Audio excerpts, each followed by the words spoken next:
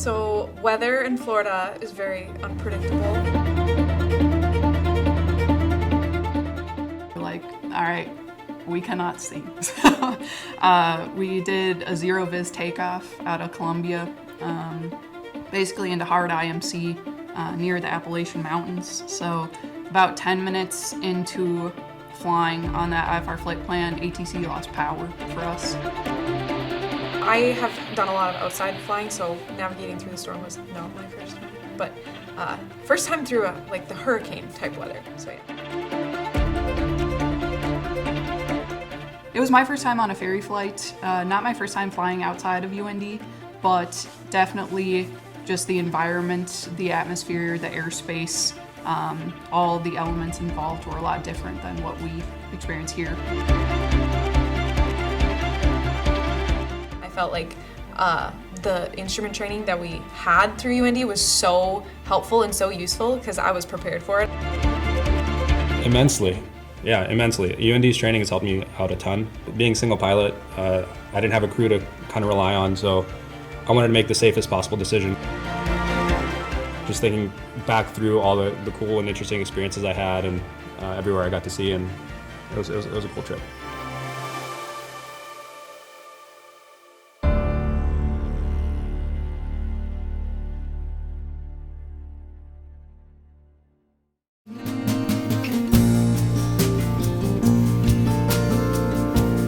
My name is Kat Peters. I'm a lead flight instructor at UND. I'm from Morden, Manitoba. My name is Vero Beach. I'm a lead flight instructor, and I'm from Sacramento, California.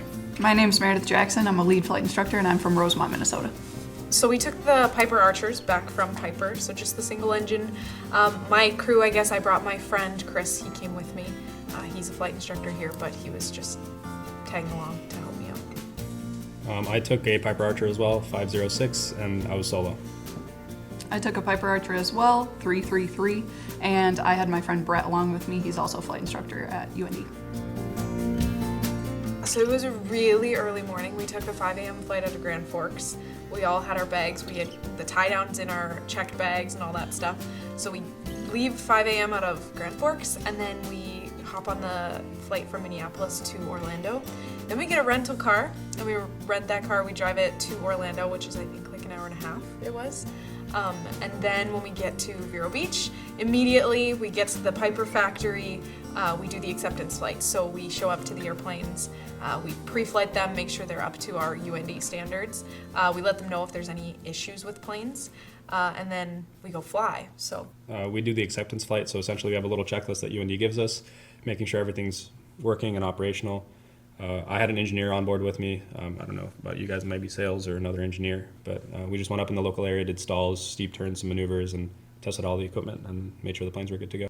There were really no big issues. It was really just a great experience, a different way of flying, to be able to fly over the coast and take in kind of new views, new terrain, and it was just a really big moment where you're like, all right, this is happening, this is real world experience, and it was a lot busier of airspace. So it was my first time on a ferry flight, not my first time flying outside of UND, but definitely just the environment, the atmosphere, the airspace, all the elements involved were a lot different than what we experience here flying at UND day to day. So it was my first time taking a ferry, and it was interesting because the field elevation there is sea level, and here, if you're at 1,000 MSL, you're only 200 feet off the ground, whereas there you're 1,000 feet off the ground. So that was just an interesting perspective of taking off, looking at your altimeter and looking outside and saying, oh, I'm actually a little bit higher than I'm used to being at this same MSL.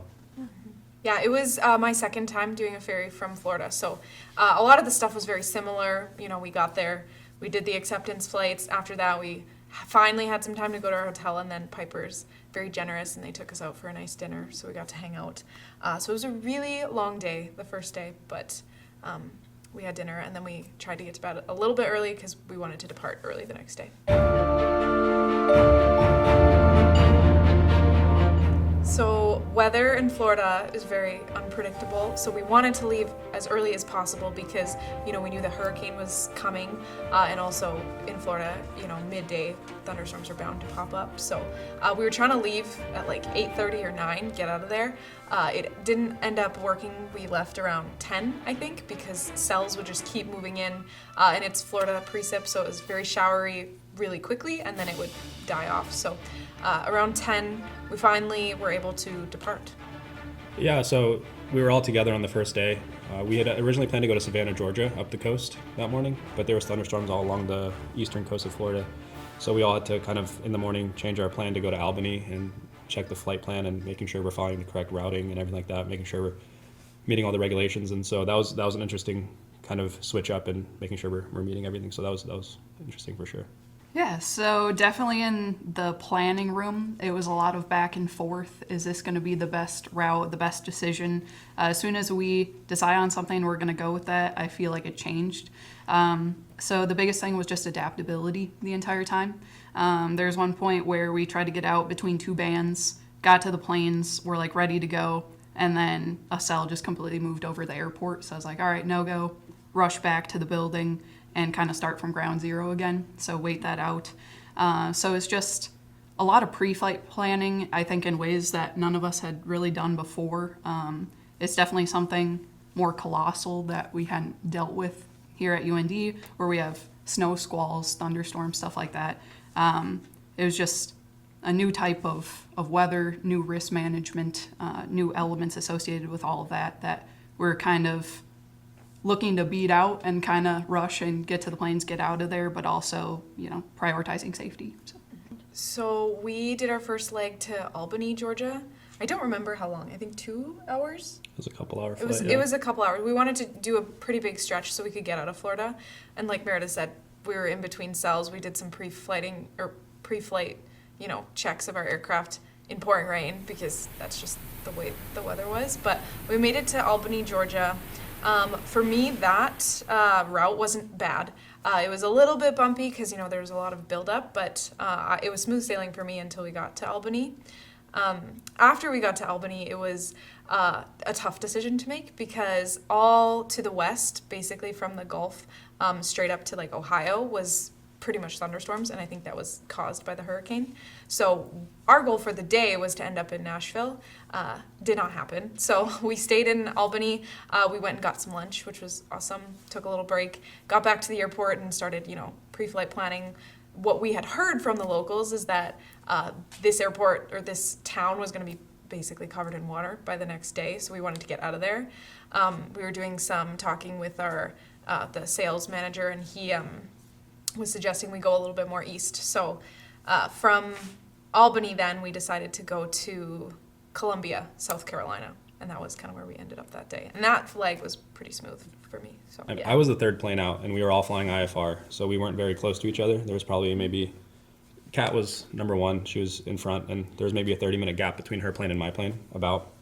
And so when I was departing, I remember popping out of a cloud and just seeing this massive towering cloud in front of me. And I looked at the flight path, and I could see them on my map, and I was thinking, like, you guys flew through that? There's no way you guys just flew through that. So I asked for deviations. I went left and right. So their flight path looks more straight. Mine, I was trying to kind of dodge these buildups and going through. And yeah, we were the second plane out following Kat and Chris. We kind of took one look outside, and Brett and I kind of looked at each other and were like, all right, this is going to be tough. It was a lot of towering cumulus clouds, no convective activity, but as soon as you flew through one, it was pretty rocky. So it was a lot of flight deck management between the two of us, making sure like no prop overspeeds happen with the updrafts and downdrafts. So CRM was fantastic. I know Viraj was fighting it on his own. But it was really nice to be able to consequently follow each other throughout the flight. It was kind of comforting in that we were going through the same stuff. But yeah, it was a lot of communication between each other and with ATC to kind of figure things out. So it was nice too because we actually got a reroute out of Florida from our planned route. Mm-hmm. And so it was nice hearing Kat get the reroute first. And then Meredith got it second. So I had a feeling I could kind of be like, okay, I'm assuming I'm going to get the same rerouting. So I was able to plan ahead. So that was nice too, seeing it happen in front of me. and getting the same clearance after. So that made it easy for me.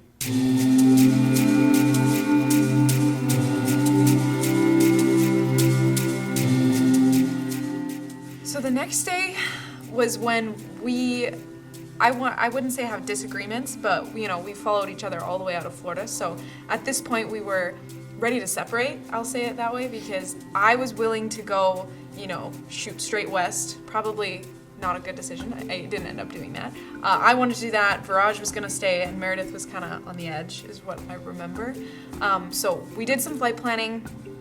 I called one of my friends who I know he's really smart with weather, experienced pilot, kind of mentor, and I asked him for some weather advice. We looked at the lifted K index to see, all the storms yesterday from the coast to Ohio, if they were still convective, if it was just going to be, some precip, or, actually going to be pretty rocky. So we looked at the lifted K index, the convective forecast, all that stuff, and so we made the decision. We kind of talked all amongst three of us, so to go north instead of going west. So we went from Columbia, South Carolina to Cincinnati. So we went to Lunken Field, which is just northeast of Cincinnati Airport. So that flight was pretty rough.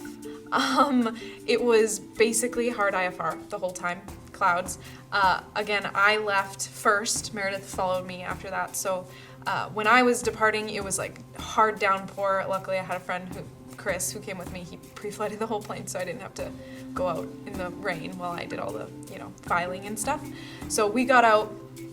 Really poor visibility takeoff. Obviously, it was fine. We took off in, hard IFR.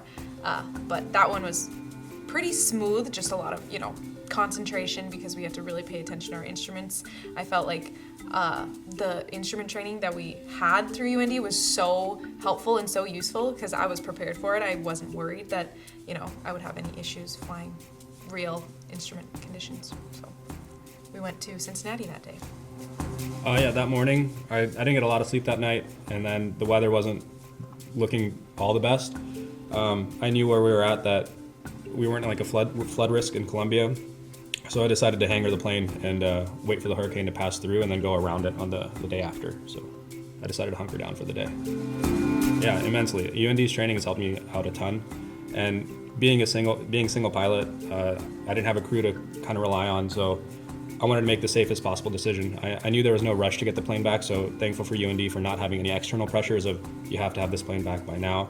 So because UND kind of freed me up, I thought it'd just be in my best interest and in the plane's best interest to wait until the hurricane passed over and then go around it and then make my way north to Grand Forks. Yeah, so this day definitely had some stress. So kind of like Kat talked about, there was a lot of deliberation in the planning room. A lot of back and forth between all of us, and then as well as Brett and I as a crew for 333. So we ultimately ended up going. We felt confident in our piloting abilities, as well as what the weather was forecasted to do, as well as our destination. We knew that the weather was going to be okay there, and the airport there had servicing. So we were confident in our go decision for the most part. So we were staggered about 20 minutes behind Kat and Chris, and so pre-flighted in the pouring rain. This was the first place where I broke an umbrella on the trip because the wind was so rough with the precipitation that the spokes just drove right through the umbrella, so that was great. Had to abandon that and then basically just rush around the plane, make sure everything was good. Hopped in. The ramp was basically filling up with rain pretty quickly. We saw like a citation crew going out following Kat that I honestly think kind of went because they saw two Piper Archers sending it. So it was funny to be pretty influential, I think, in that moment. But we started taxiing. Brett and I are kind of looking back at each other like, is this a good idea? Should we be going? Kat and Chris take off. We're lined up behind the citation. And we basically line up on the runway and we're like, all right, we cannot see. We did a zero viz takeoff out of Columbia, basically into hard IMC near the Appalachian Mountains. So about 10 minutes into flying on that IFR flight plan, ATC lost power for us. So I think Kat and Chris were already on the next center frequency. So we're kind of just flying solo. ATC can't hear us. We can kind of hear them. So we can just hear a bunch of other traffic kind of working through the same thing. So we're just, using the resources we have available, looking at our flight plan, looking at where we're going, and we just keep on trekking. So basically, all goes back to our UND IFR flight training. So as soon as that happened, we're kind of thinking the AVFMEA acronym. We were kind of waiting because usually ATC has backup generators for bigger facilities. So we're kind of just waiting for them to gain power back, but just flying what we've filed and been cleared for. And so we're also on fingers, kind of listening for Kat and Chris to discuss anything. But they eventually gained power, I think, within the next 10 minutes. So as soon as they were backing up, we established contact with them, and it was all good. So we landed in Lunken. We got food. Finally had a break from the rain because it wasn't raining. But we took about an hour pre-flight planned. I decided to go to Springfield, Illinois. Meredith went to Des Moines. I went to St. Louis. St. Louis, sorry. Meredith went to St. Louis. And then, we went our separate ways. So we started pre-flighting, and of course it started, raining a little bit, sprinkling. So we're like, oh, let's get out of here. So then that's when I went to, Springfield, Illinois, and it was, there were some clouds throughout the route, but it was pretty smooth for the most part. And then I spent the night in Springfield, which was a nice break to get to know we were free and clear from the hurricane. Kat and Chris wanted to get back to Grand Forks sooner than we had planned because we kind of wanted to deviate a little bit and go a couple different places. So we ended up going to St. Louis, Missouri, which is pretty close to Springfield. So we had basically the same kind of routing for the most part. But we just wanted to go there as kind of like a middle marker between where we were, and then ultimately we wanted to go to Des Moines, which we went to the next day. So St. Louis was really cool. Got to do basically a flyby the Arch in St. Louis, and then we got some good barbecue and basically hunkered down for the night because we were exhausted. So.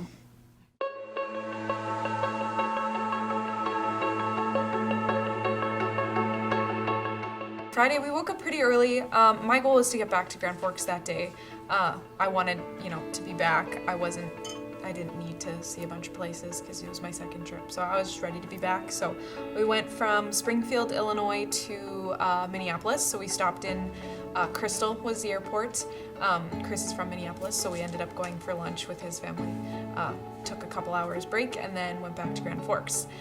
Funnily enough, the best weather we experienced throughout our trip was when we got to Minnesota and North Dakota. It was sunny, it was warm, it was finally nice, but I hate that we had to wait till we got back to experience that, not even in Florida. But we went to lunch in Minneapolis and then got back to Grand Forks around, I think, 6 or 7 p.m. No issues, so it was pretty nice coming back into Grand Forks, brand new airplane on the ramp. It was interesting because that night, so after Kat and Meredith both left the day prior, I stayed back. That afternoon, that night, the hurricane made landfall over Columbia, and the winds really picked up. So they had, I think, 87 mile an hour, 90 mile an hour winds through the evening and the night. So when I woke up in the morning, there were street signs down. I went to go walk to get a coffee. And then downtown, there's tree branches everywhere, leaves everywhere, these metal street poles that are kind of fell over and on the ground. So I was kind of waiting to see what the winds would do. It was relatively clear. It was a scattered layer. But the winds were gusting about 50 knots the entire day. They were supposed to die down in the evening. They didn't, so I waited for the next day for the winds to get a little bit more manageable for the takeoff. So there really isn't a published one, but at UND we go no fly above 30 knots. So anytime it's above 30 knots here, we set a restriction for our archers and Seminoles that they can't fly above 30 knots of wind. So it was quite a bit above that. So I just decided we'll check out the next morning and see how it goes. We woke up, tried to depart St. Louis around 9 a.m. It was another day of heavy precipitation, wind, lower visibility, pretty much hard IFR again. So this was my second umbrella that I wrote while trying to pre-flight. So it's kind of just a mad scurry, even though there was no way we're getting into the Archer, we're not being completely drenched. So got in, got everything ready, and then departed. Basically flew in IMC again all the way to Des Moines. I think it went VFR like a couple miles prior. So Des Moines was the first place where we saw the sun as well, which was really nice. So it was great to experience, good weather. There's less pressure of flying their plane, constantly thinking about weather and rerouting, diversion, stuff like that. So we got there, met up with my brother who lives there. He's a pilot for Allegiant. So got to have lunch with him and then just kind of hang out there for a while. And then we actually departed Des Moines and then went to Air Lake Airport in Lakeville, Minnesota. And so we spent the night at my house there. So it's always really cool just flying into local airports kind of back home. Because I think, in the Midwest, the Sioux call sign is a little more apparent.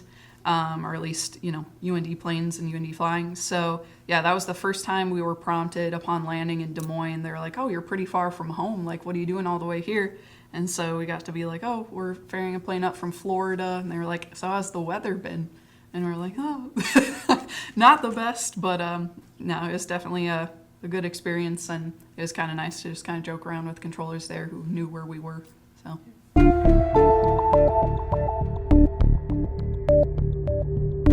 We woke up pretty early, wanted to make it back to Grand Forks pretty quick. So I think we took off from Air Lake around 8 a.m. And so the whole flight back to Grand Forks was beautiful. There was no poor weather. It was a very smooth ride. Definitely felt very surreal getting back into Grand Forks airspace with Grand Forks approach, hearing all the Sioux call signs and just like seeing everything just like you left it, like nothing had changed, even though you've just been through this kind of remarkable event. And you're like, oh yeah, I've been through it, and so now it's kind of nice to be home and be somewhere familiar. So ours totaled, I think, around 19 hours total for our trip. So it was definitely a long time to be in an Archer. So I think Brett and I were ready to kind of get on the ground and stay there for a little bit. So it was an interesting decision because I didn't know if I should go northwest and go direct to Grand Forks or kind of go to the west a little bit more. It was hard IMC pretty much the whole time. And with that and headwinds, I had to think about fuel reserves when I'm flying IFR and alternates. So, and then also the freezing level. So there was the Appalachian Mountains to our west. And then the MEAs, or the minimum altitudes that we can fly on those airways, were about 8,000 feet on some of those routings. So with the freezing level, I couldn't have gone up in the Archer because the freezing level was at 7,000. So I decided to stay below that and follow something more westerly to stay out of icing conditions. And I made little 200-mile hops because I had 50 knots of headwind the entire time as I'm on the other side of the low pressure system. So I just made little 200-mile hops as I could. It took about 3 hours to go 200 miles, so not the best. But I made it all the way to Missouri that day and then hunkered down there. In terms of while I'm flying, we have NexRad on board. And then getting a proper weather briefing on the ground. In flight, we don't have too many options. We don't have onboard radar, so it's a time delay. Just whenever it sends about 7 minutes, we'll get a new update with the weather. But radar reflections will only show convective activity or like buildups, but that doesn't necessarily mean there's not IMC conditions prevailing throughout. So you might not see anything on your radar, but you'll still be flying in IMC. So a lot of it was pre-flight planning and then getting in touch with my supervisor, Cody Stauffer, and one of the assistant chiefs, Brian Smith, and talking with them and texting with them on the phone beforehand to kind of determine what's a good route. What would you guys recommend, and kind of talking it through. So I still had a crew that I could converse with and talk my plans through with. So that was really helpful.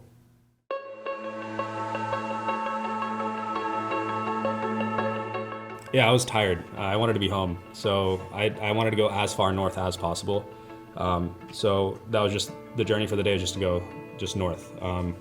So I went from Missouri to Sioux Falls, South Dakota. So almost all the way back home. I landed in Sioux Falls around 9 p.m. And then just decided I'm gonna take a little 250-mile leg the next day as my short hop back.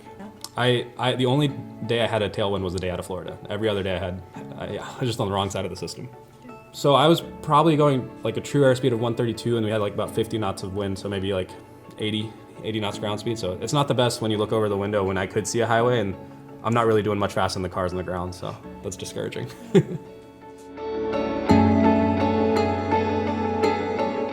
It was a windy and gusty day that Monday. I checked the weather. It was supposed to be like 33 knots of wind, so I texted Taylor Musel, who was the manager on duty at the time, and just asked for permission to land because it was over 30. And he said, yeah, you're good. So I determined it was safe to fly. I went up, and then the winds picked up a little bit more than anticipated, and so got gusting to 43 when I landed, and then that was just but it was a good landing. I was just happy to be home and land and get out of the airplane. I didn't want to fly through a cloud in an Archer for a while after that trip, so it was nice knowing that the trip was over, but I can kind of reflect on the experience at the same time. So just thinking back through all the cool and interesting experiences I had and everywhere I got to see, and it was a cool trip.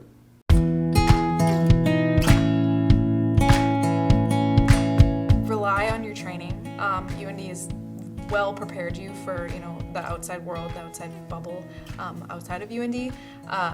Be confident in your abilities because we trained you well, and you should have no problem.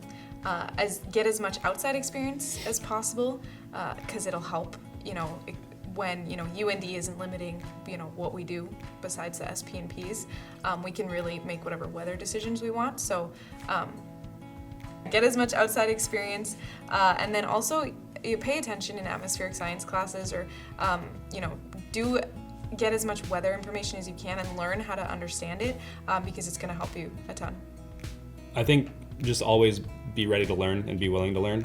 Being a flight instructor, there's still so much more to learn, and I learned that a lot on this trip. Every day was a learning experience. I learned something new, whether it was a new weather forecast, or a new way to look at weather, some new data, or thinking about an IFR cross country in a different way, and thinking of mountainous terrain versus. So it was just a constant and consistent learning experience, and I think as a pilot we should always be striving to become better and learn more. So that was what I took away from that. Yeah, I think it was a lot of personal and professional development in every way, not only growing as a pilot, but just in the way you think, in the way that you handle certain situations. And so I think the biggest thing was just being confident in myself and in the crew, and knowing that you have all the resources that we do. Even though we were so far away in Florida and South Carolina, we were still reaching out to people at UND because we trust them. We know that they're going to help us. So you're never alone in any situation. And so just reflecting on it, it was such a growth experience that I'll always appreciate and always be thankful for. It just made me a better pilot. Going off of their ATC conversations, my favorite thing was, we flew into Columbia, South Carolina, Columbia, and the tower controller was telling us that they were a UND grad, and then once we got on the ground frequency, they were giving us dinner recommendations for where to eat that night, and I just think, it's so cool that everybody's so connected. Something memorable for me was interesting. When I was landing at Birmingham, Alabama, there was a Georgia-Alabama game going on at Tuscaloosa, but there were so many aircraft going there that they had to divert people to go to Birmingham. So there was a presidential TFR at Tuscaloosa, but then when I landed, I didn't know that I was the last airplane cleared to land until I went to the FBO and I saw people in suits and everything. I was like, oh, why is this FBO so busy? But they were Secret Service, and I guess the Trump plane landed right behind me, so I got a photo of his plane and my plane on the same ramp together, so that was interesting. I was like, oh, all right, well, that's cool. Hopefully I can get back to my plane and you guys let me onto the ramp. I don't know what your guys' rules are, so that was an interesting experience. I think just the whole time being able to spend time with each other and just going through the whole experience, it's definitely a bonding thing when you're going through all those elements and kind of facing the same obstacles and challenges. And so just, the daily checkups with each other, and then even being on fingers and being like, all right, you guys good? Or what's the plan? It was definitely significant in a way that you don't really get here at UND. Just being able to fly through all of that and go through, the daily challenges together was meaningful.